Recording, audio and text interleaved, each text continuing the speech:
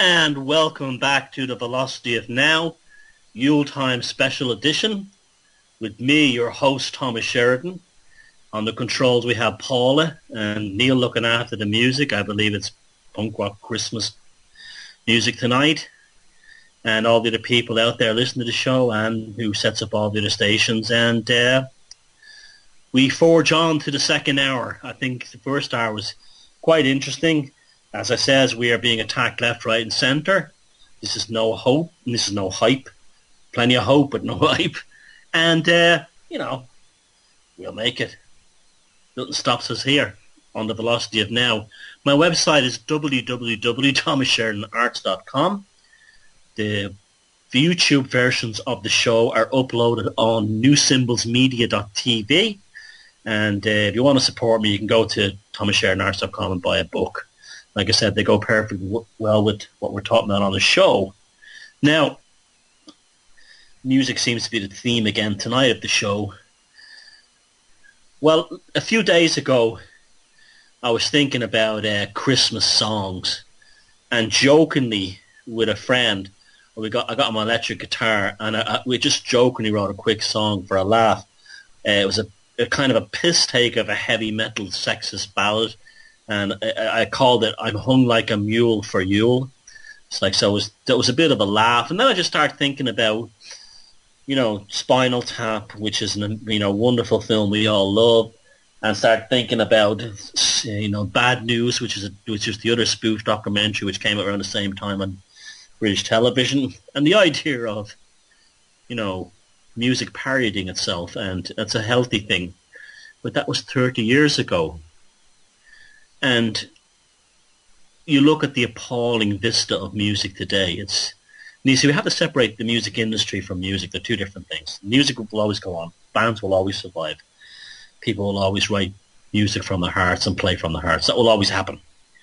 Music industry is a different beast, and we sometimes forget that. But the music industry today is a catastrophe.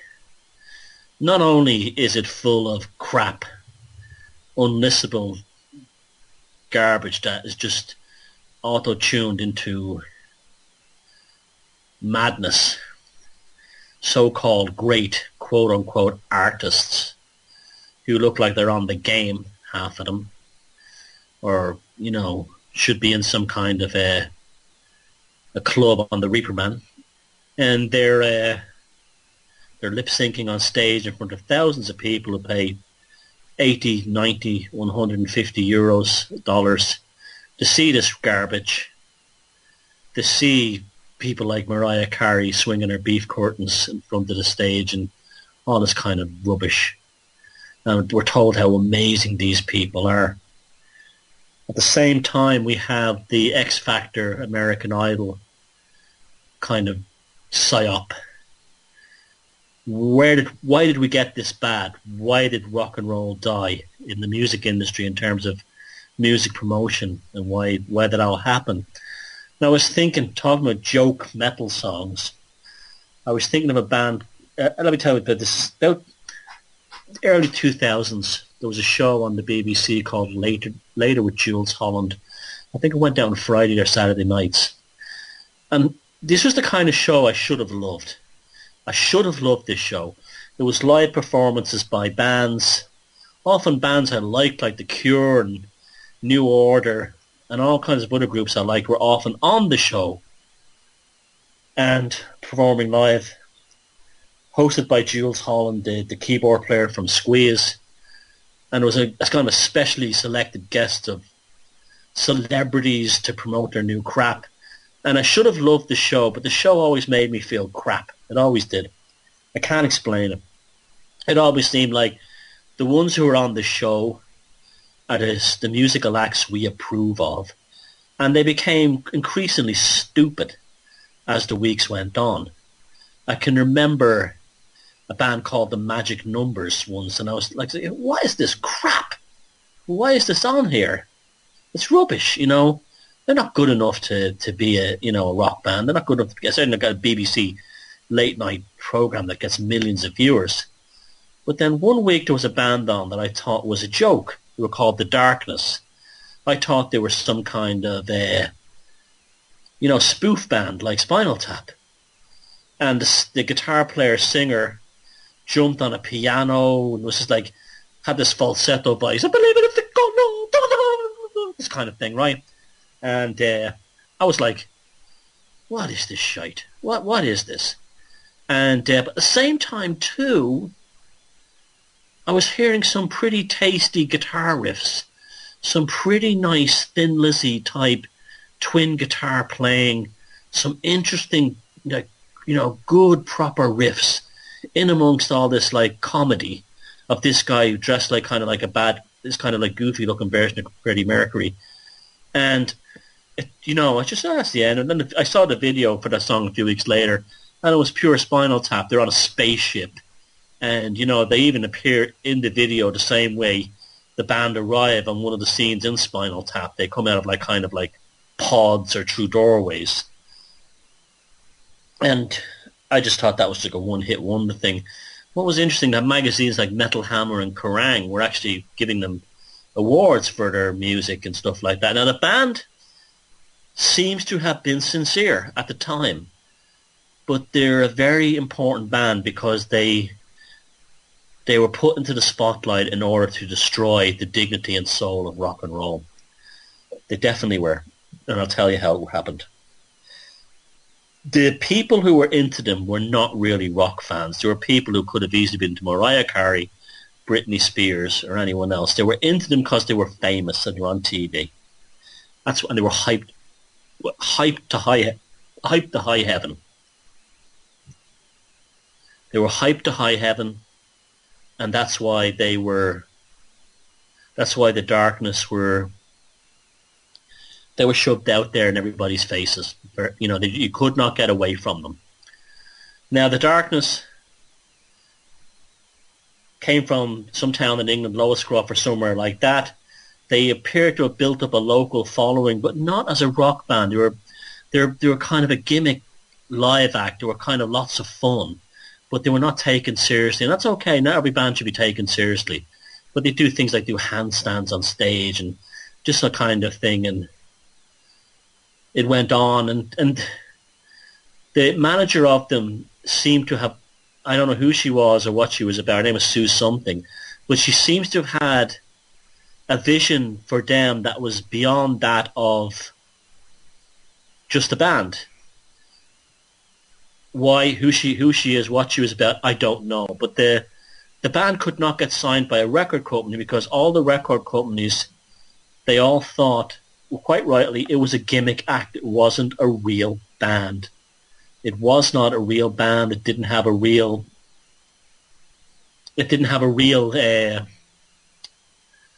meaning or anything. But they were true. They were almost like a bunch of young guys playing Rockstar. They got a record deal and they were pushed into the front, and somebody somewhere decided that they were going to be huge stars. They were going to be a big band.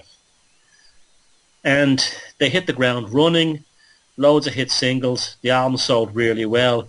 Every idiot in the world was like, oh, The Dark, my favourite band, The Darkness. And I mean, I like a lot of that kind of music, but I just couldn't get into it. But at the same time, too, as I said, there were elements in their guitar playing that was awesome. It was classic Thin Lizzy, slick rock. So these guys obviously had a good education in music to come up with this sound, but then they had on top of this ridiculous image, this kind of like Barnum and Bailey's circus image that was even beyond Kiss. And it just seemed to be a mockery of rock. Now, the people that, as I said, that got into them were not rock fans. They were people who were just into like anything that's famous.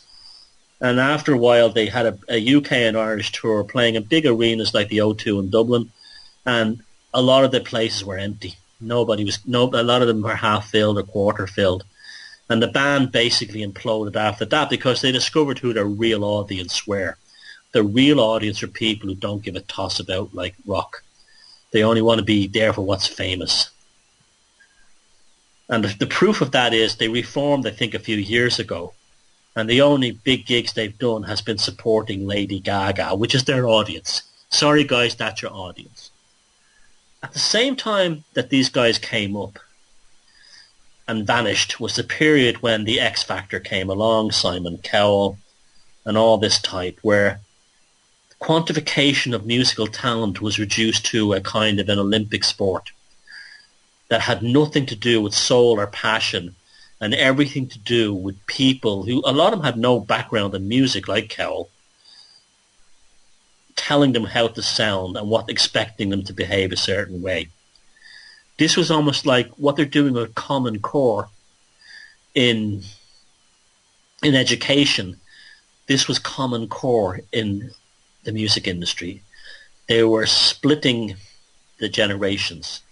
The people who'd grown up with rock and that rock and roll would last forever, would never die, as Neil Young said. They were going to kill it in the music industry. So they caused a schism. And then you had a generation who, what do you like? I'm into rock and roll. Oh, the Darkness. Stupid band. Rock and roll is dead in the music industry. And they did the same with indie music. The indie bands became increasingly stupid to the point now where you have Mumford & Sons, who are the indie band of brain-dead college students who sing sea shanties. Feckin' sea shanties. This is how bad it's got. We have the biggest band the last few years does bloody sea shanties. And he sings like this. I'm a merry old man, and I sing with Mumford & Sons, and all these feckin' eaches will buy yet. Da-da-da-da-da. That was just to kill the indie side of it. So the Darkness were used to kill the hard rock, heavy metal side of that tradition, to kill that flow that had gone on since probably the MC5 in the 60s.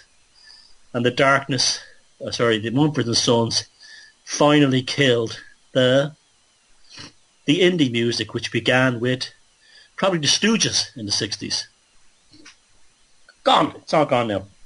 And now we have Rhiannon and Lady Gaga and all this other nonsense. They had to smash one to begin with another.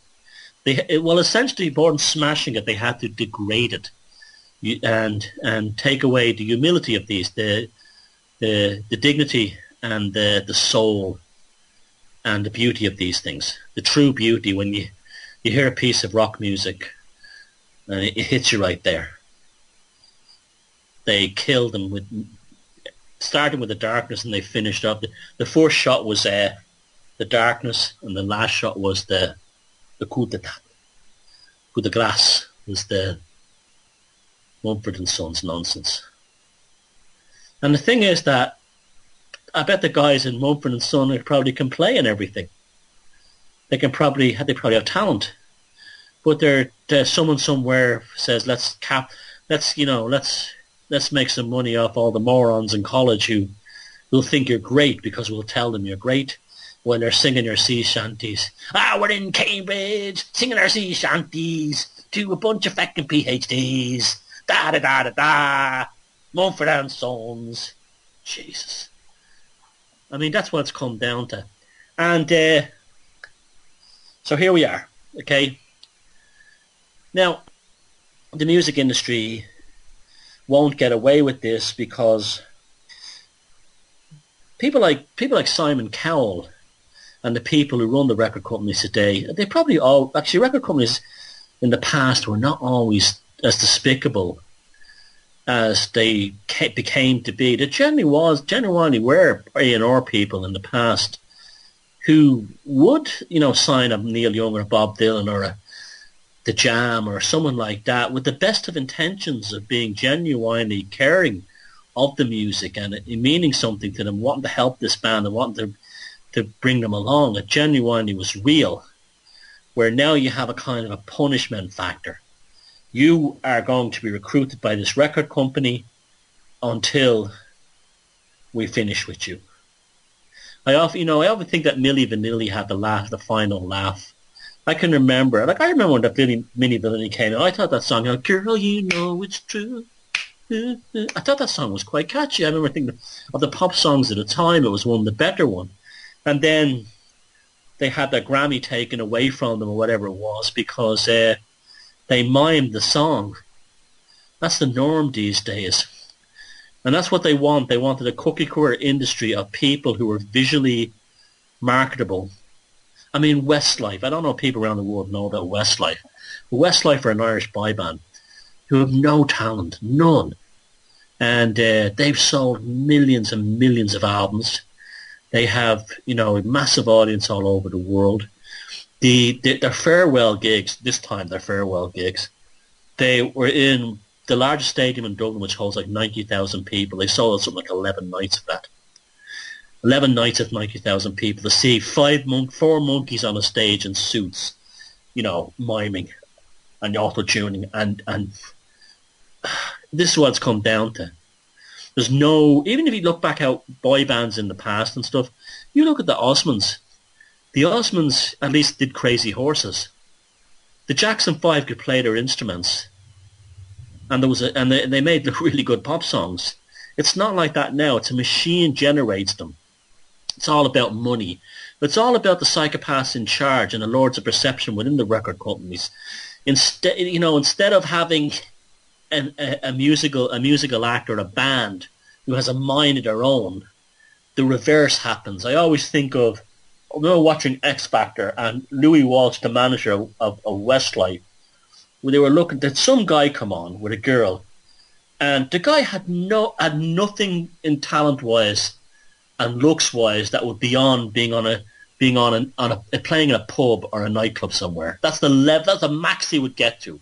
He wouldn't even be good enough to get onto a cruise ship act. Okay, and Simon Cowell says immediately no, and I'm like to myself, I'm not surprised. And Louis Walsh goes yes, and Simon Cowell, even who he is, looked at Louis Walsh and says why, and he says because he'll do exactly as we tell him. And the guy goes, yes, Louis, I won't let you down. And that's what they want. They want monkeys in suits and in, G-strings who will do exactly as they're told.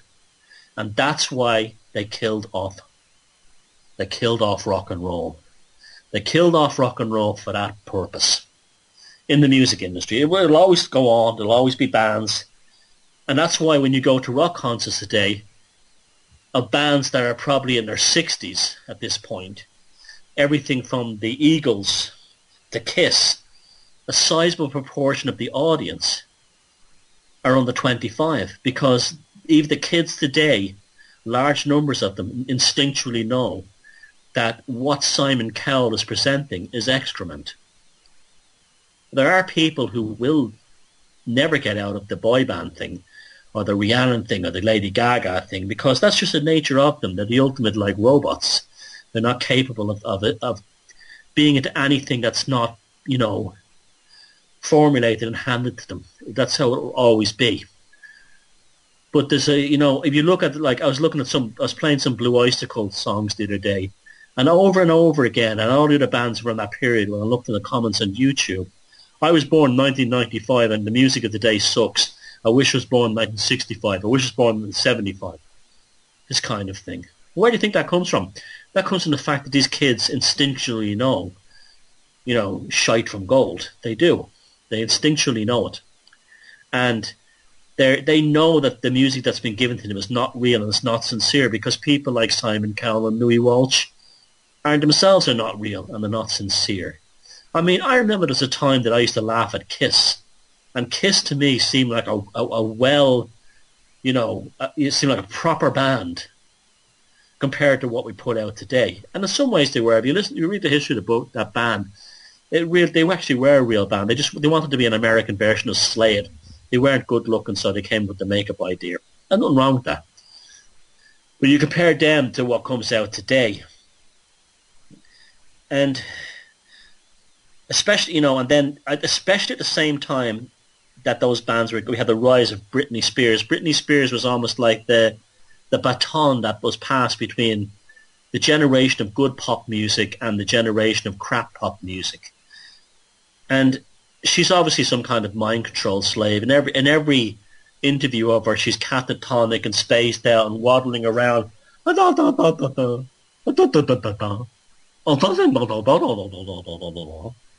kind of thing. And doesn't even know what she's saying. But there is one interesting clip that was shown in Michael Moore's movie Fahrenheit 451, or Fahrenheit 9/11, sorry. And he says, he showed a clip and somebody asked her about, the Gulf War, and a whole new Britney Spears appears. She, a very lucid, forthright and direct, she goes, I think we should support our president, and looks directly at the guy. The only statement she's ever made that had any kind of conviction to it, and it was pure propaganda. When she's not going, the rest of the time, which proved for me that she definitely is some kind of mind control slave. I mean, I really do believe they do that with these people. And I don't think I can explain it. There's nothing, and the fact that she came out of the whole Disney thing, and she probably came from these parents who were probably, if you look into it, like the same with Jim Morrison, the parents are probably a well-connected background. So we're going to, that's the music industry and how it died, how it was murdered, how it was degraded. It's not the same thing, remember now, as the music as music. Music industry and music are two different things. Good music, good bands, good songwriting, and the spirit of rock and roll will go on, and rock music and everything else will go on forever. It will never end. If something else will come up, it has to. I can definitely see a point now where a kind of I hate the word revolution, but in this case it's probably what it is. A revolution is definitely going to come. It feels like 1975 again. It's not that we have Emerson, Lake and Palmer doing 15-hour keyboard solos or anything like that, or Greg Lake dressed as Prince King Arthur on ice, going around the keyboard and playing this all this crap. It's the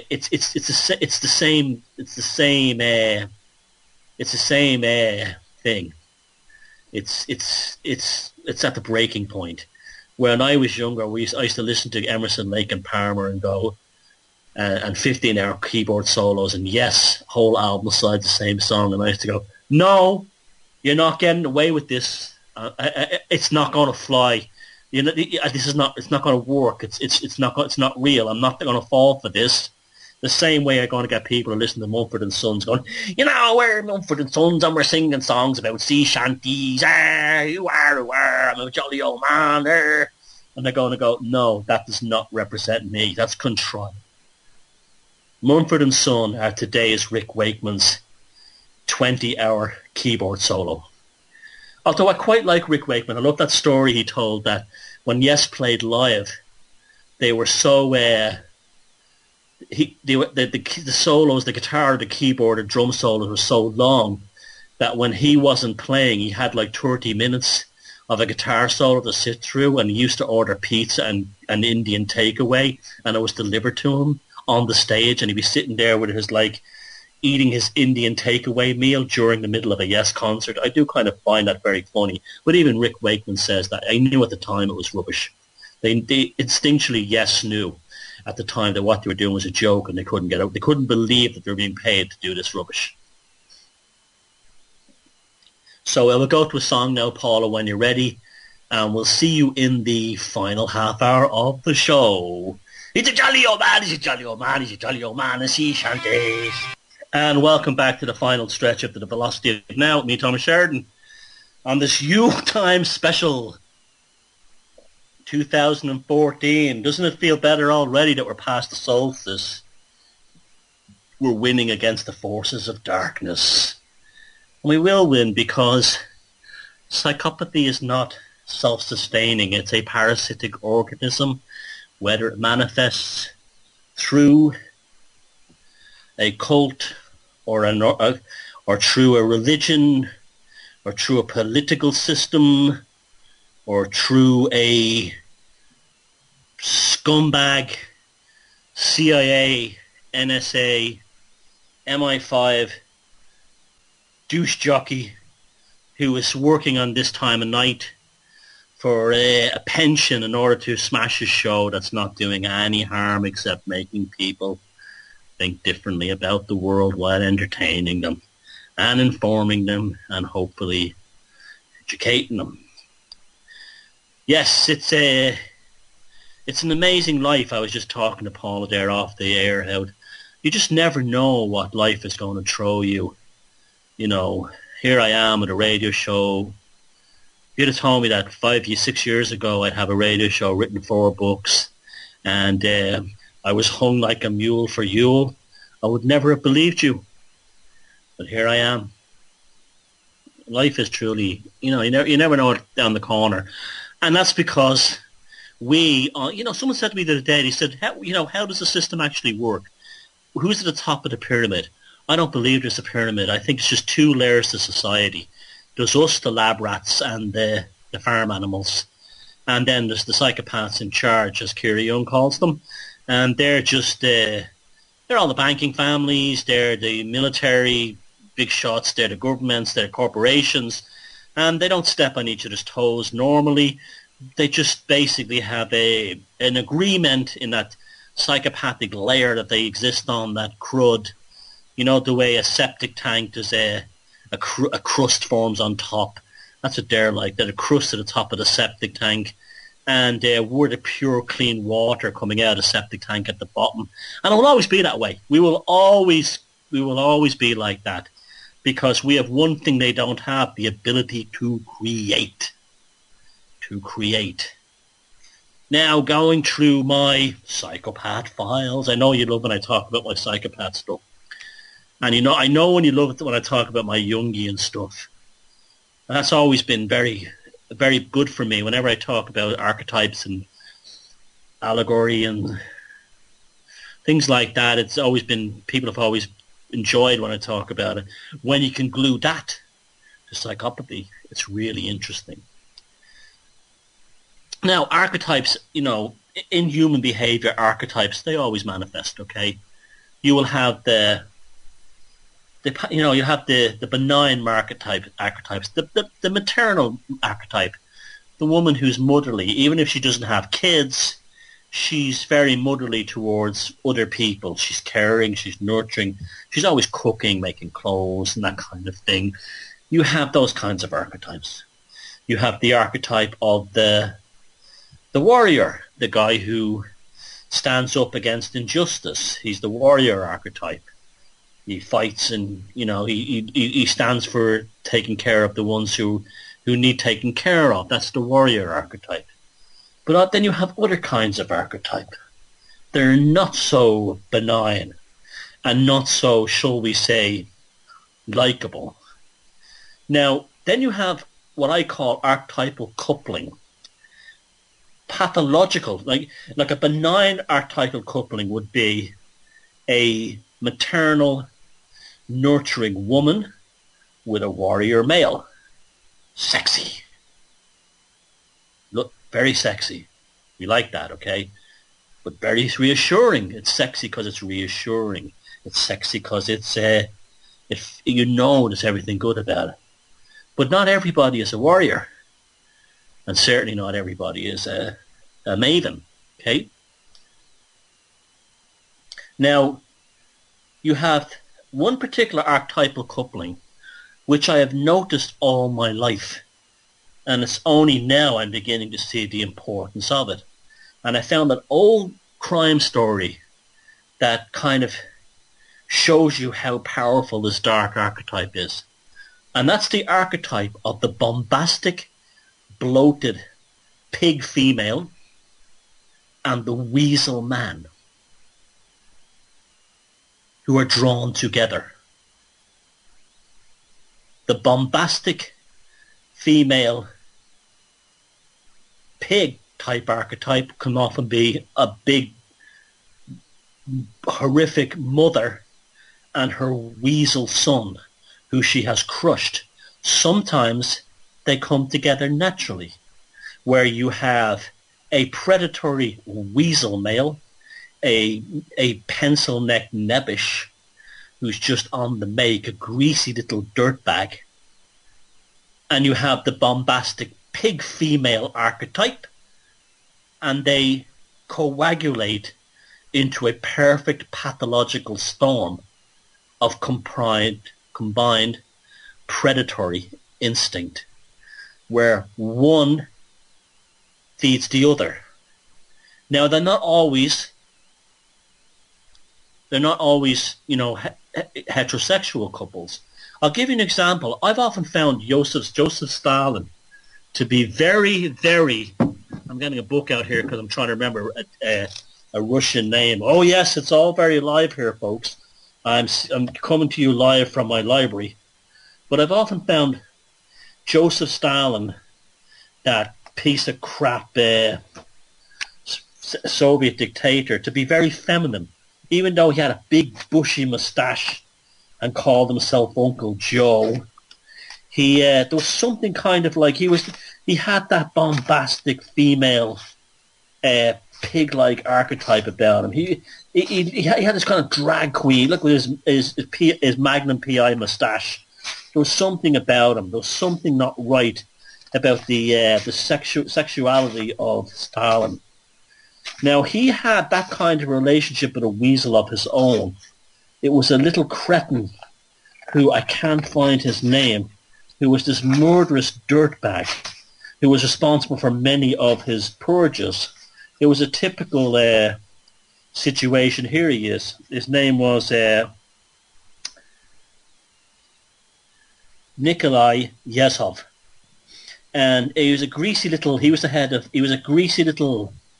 head of the NKVD, the forerunner of the KGB, and he was that weasel man, that cretinous little weasel, and the bombastic female archetype was Stalin. So it can happen in a kind. It doesn't have to be a relationship between two people.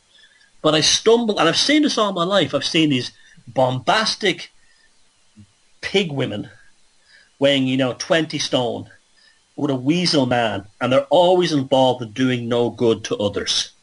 They coagulate for various reasons, but it's almost like she seeks him out and he seeks her out. But I came across a story written by, can I find the name of the author? See, a lot of these older stories, they didn't credit the author. Anyway, it was about such a couple, and it's quite amazing, the story, and quite shocking. And I'll read it to you. It goes, when well-built lonely lady seeks young man with view to permanent relationship, said the notice, application please write to box 203. Sitting in a squalid Lower East Side New York apartment, Raymond Fernandez studied the ad carefully. This was one for him. He wrote a letter that might have been culled straight from a true romance magazine. I'm half Spanish, he wrote, slim, dark, a veritable Don Juan, yearning for a pair of loving arms. That's it, psychopath type, want that. For those of you who want to know what they want that love ads like, that's what they're like. He admitted to say that he was also a vicious killer, had served 2 jail sentences, and was currently conning cash out of women who advertised for permanent boyfriends. When Martha Beck, the well-built lady, who was in fact a mountain of flesh topping 20 stone, received the Spanish Romeo's letter that began to be forged, one of the most remarkable killing partnerships of the 20th century. You see, murder always seems to be the end game for this the bloated pig female archetype and her weasel enabler, and vice versa. They met for the first time at the old Port Authority bus station in New York. She did not recoil from the weasel-faced man who had already murdered 2 women and whose ill-fitting toupee clearly showed. Nor did she shrink unstayed from the great barrel of lard bearing down on him. In fact, they fell in love at first sight. When she asked him what did he do for a living, he replied, and this has actually happened, actually, I con money out of women who advertise in Lonely Hearts ads. With equal candour, she told him she thought that was a good idea and suggested she should become his partner. In the months that followed, Fernandez and Martha Beck could have swayed through a lonely women of America. Their technique was for Martha to pose as a new female lonely heart, as Fernandez's helpful sister, and Fernandez' helpful sister, and then swindle the victims of everything she had. Their first victim together was a Pennsylvania school teacher. After convincing her he was a single man with a heart of gold, Fernandez married her, But Martha made sure he never enjoyed her physically. She shared the bridal suite with the bride, and when the bride protested, she was intimidated into submission. She was forced to hand over her money and effects of her safekeeping to the brother and sister. See, this is gaslighting. And in due course, she was told her investments were all gone and that she was broke. This is cults do this a lot too as well. Then, in her first moment of rationality, she left her new husband. This incredible method by which the bride was conned out of her investments was repeated again and again by Fernandez and Beck. It was to lead to the murder of at least 3 women and the unproven suspicion that the 2 swindlers were responsible for the deaths of 17 others. The school teacher and the dozens of other women duped by the duel were the lucky ones. The scene was soon set for violence. Myrtle Young was the next victim, a middle-aged widow. She couldn't understand why she had to share her marriage bed with Martha. When Fernandez got his hands on her money, her morning coffee was laced with barbiturates and she was put on a bus to Little Rock, Arkansas. She was dead when she arrived.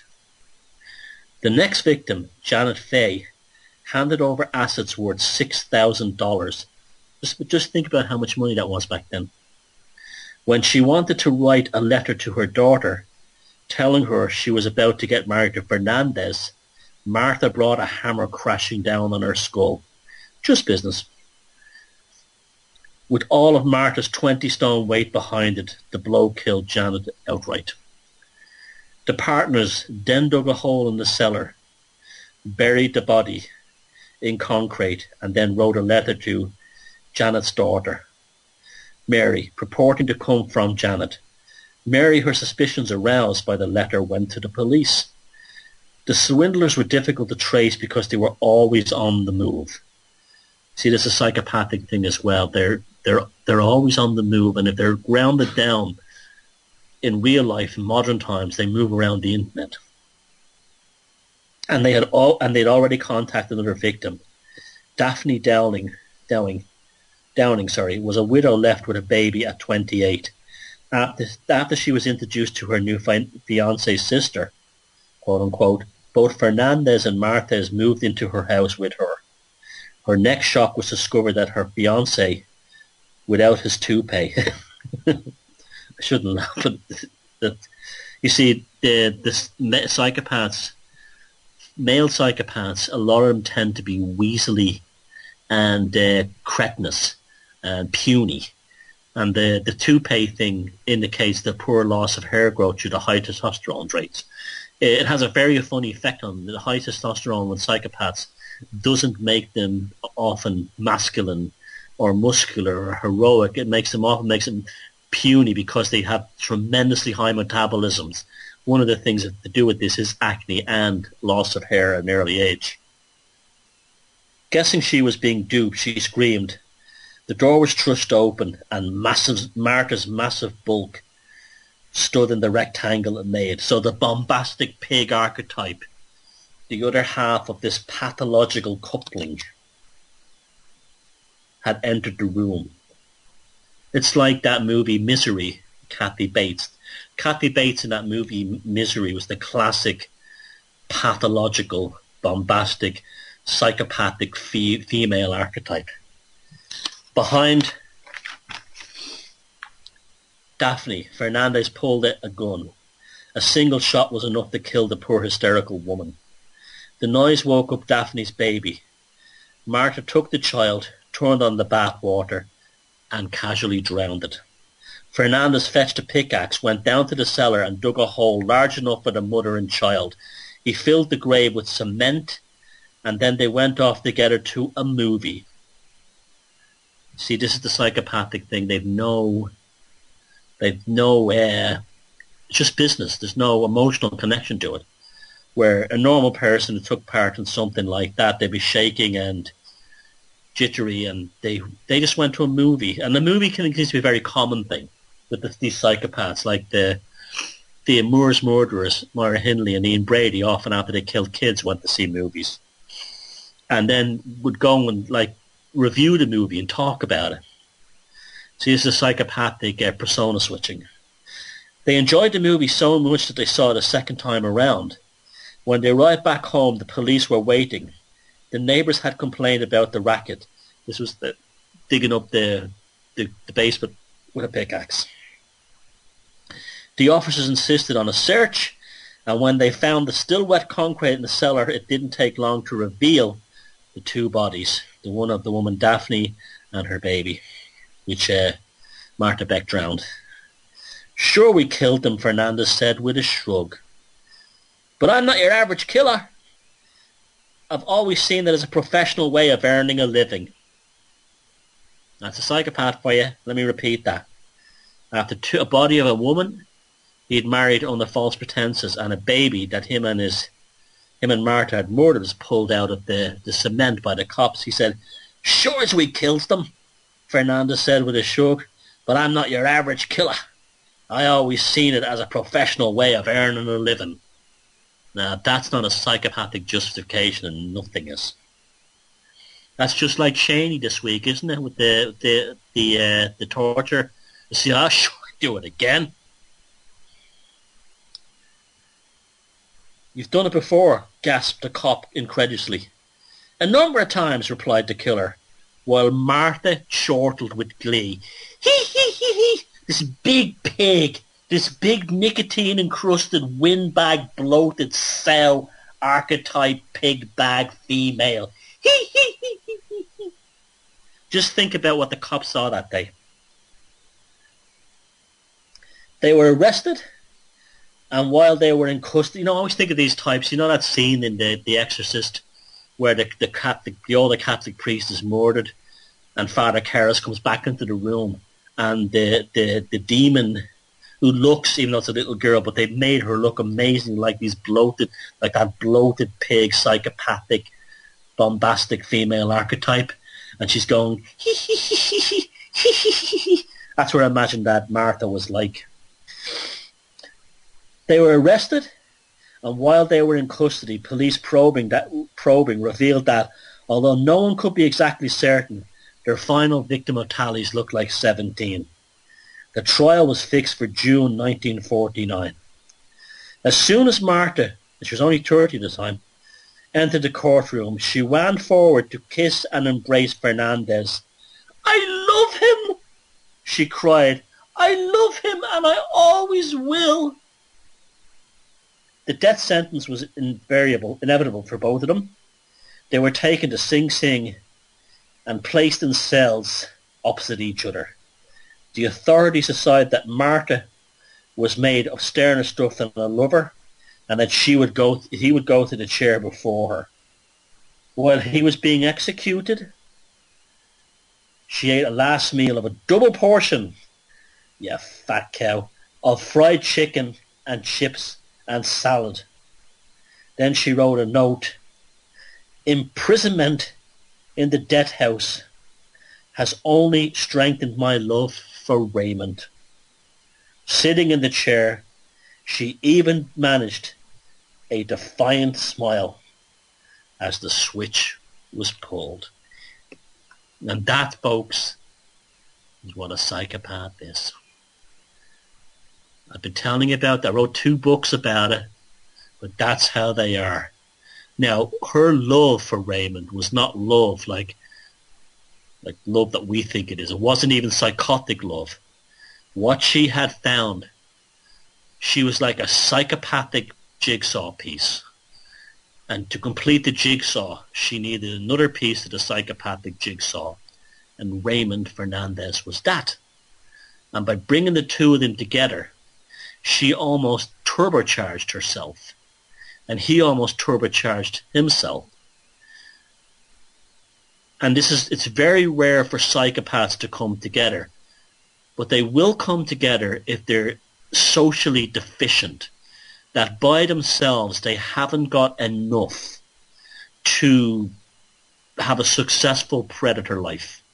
So they need not only just an enabler, but they need a specific form of psychopathic enabler in order to fill in or compensate for the lack of social graces, good looks, or social intelligence that a competent psychopath would have in order to move through society. So it's not just an enabler, it's a complementary enabler, a complementary psychopathic enabler. Moira Hindley and Ian Brady would be another example of that. The Bush government leading up to 9/11 would have been an example of that.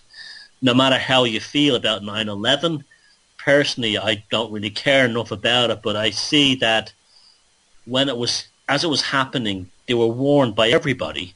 They were warned by the Japanese that attacks were coming. They were warned by the French, the British, the Israelis. Everyone told them an attack was coming. They either turned a blind eye or paid no attention because they were too busy. This band of brigands of psychopathic codependents, Cheney, Bush, Condoleezza Rice, and the rest of these maggots were too busy raping the United States, robbing the people's wealth, robbing the institutions of government, to either notice, care, or give a toss. And what happened, and all they saw it was at first the fact that Bush hid shows that he was probably terrified he was going to be done for incompetence and probably had been thrown out of office. When he realized that wasn't going to happen, he arrived on the scene. They made a little plan with the rest of them to decide to use that event to rape the Middle East. That's what it was all about. That's the psychopathic coagulation. Anyone who's ever been in the workplace will notice that sometimes two psychopathic types, particularly if they're not smart, wise, or clever, or good-looking enough to do it on their own, will coagulate in the office in order to turbocharge and complement one another's machinations while compensating for their social deficiencies, their intellectual deficiencies, and so on. And that story of Marta Beck and Raymond Fernandez was a classic.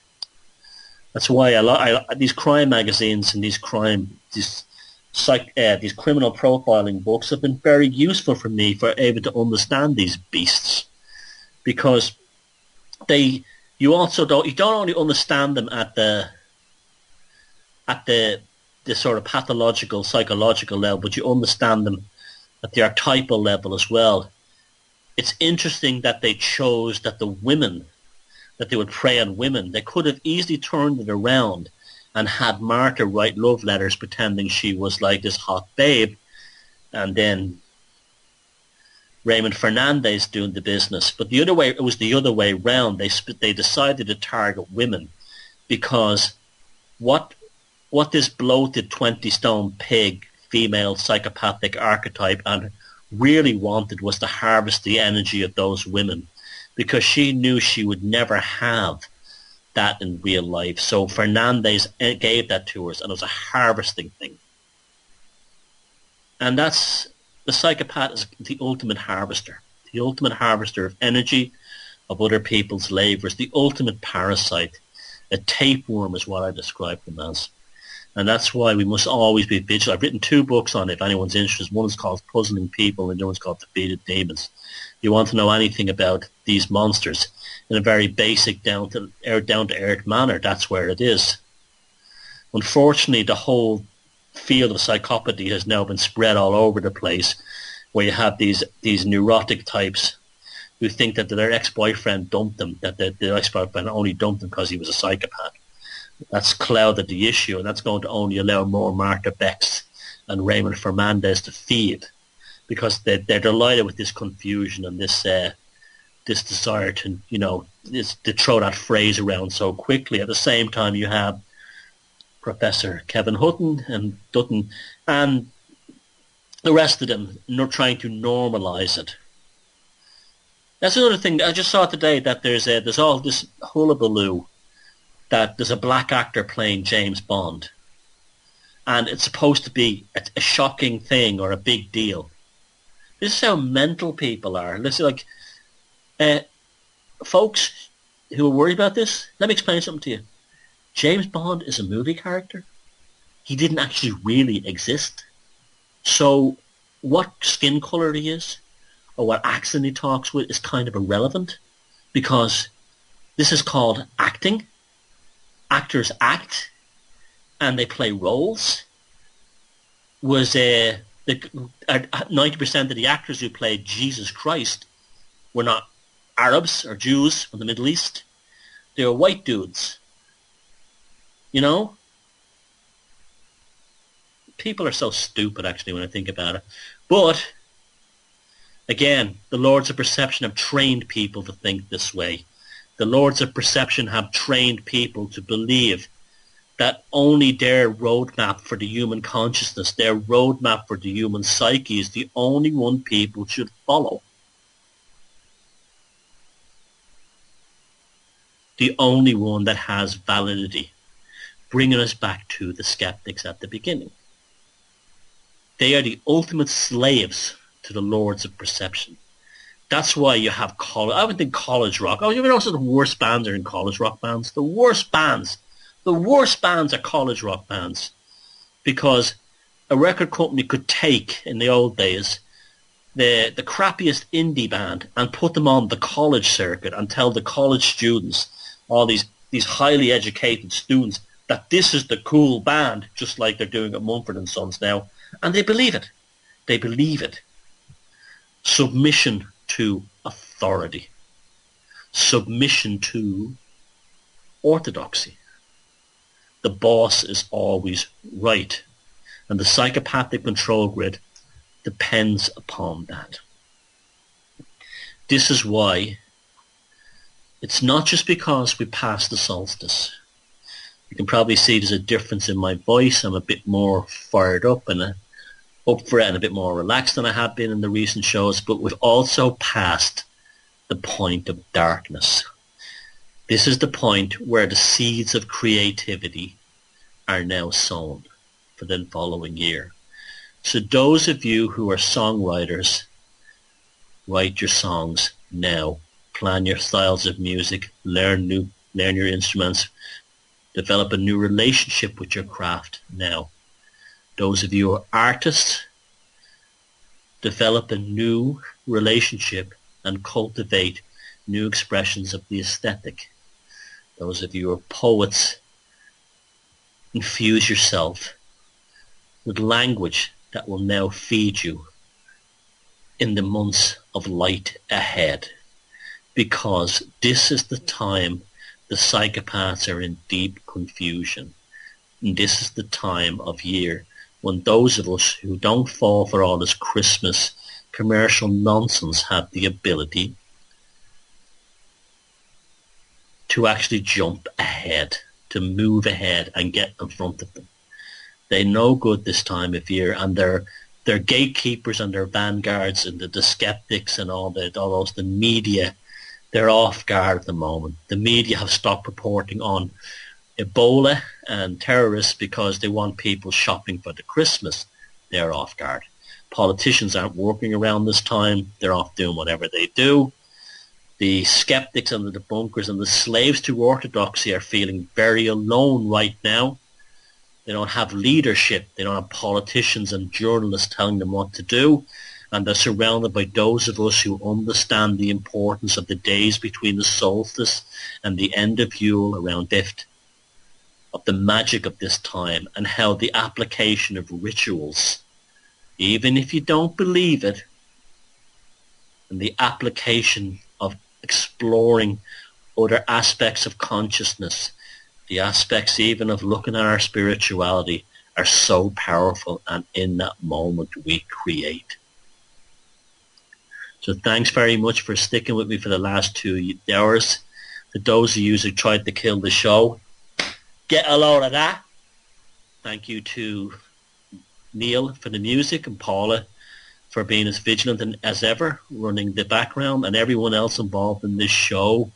And we're coming back next Wednesday. Nothing stops us on the velocity of now, because we live in the velocity of now, and feck 'em if they can't take a joke.